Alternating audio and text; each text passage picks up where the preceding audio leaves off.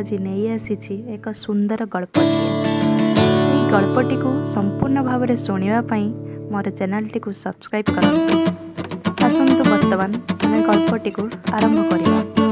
सीमा सांग मानक सह बुलिबाकू जाइथाए गांधी पार्क को। पार्क रे अनेक समय बुलिबा परे संध्या होई आसुथाए। किछि स्वर ध्वनि रे सीमा सचेत हैला। पछकू चाही देखे तो लपा ता बाबा सह ठिया होइछ। हठात सामने लपार बाबा को देखी निजको टिके ठीक कर नहीं से पार्क रो घास ऊपर उठी ठिया होई प्रणाम करिछि अंकल को। अंकल का सह तार प्रथम साक्षात पचारि छंती अनेक प्रश्न ताकुता विषय रे मामा और बाबा विषय रे पचारू पचारू अंकल पचारिले, अरे माँ सीमा तोर भाई भौणी कौन अछंती? सीमा बड़ आराम रे उत्तर देला, आमे दुई भौणी। ए उत्तरटी बोधे लपार बाबा असहज मन थिला।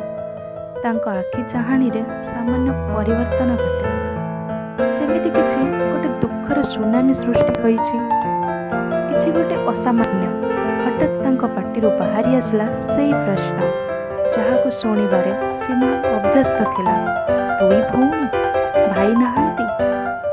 सबुथर भली सीमा उत्तर रे केवल आंदोलित मनरू उठुथिबा प्रश्नर ढेउ को बहु कष्ट रे रोकी दीर्घ निश्वास सह हटिए मारिला।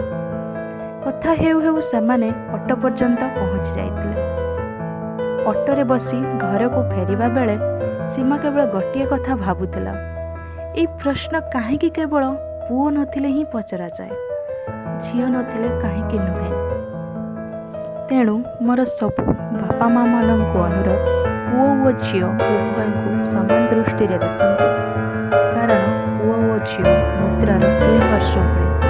आशा करुछि मोर एई छोट गल्पटी समस्त को पसंद आसीथिबो।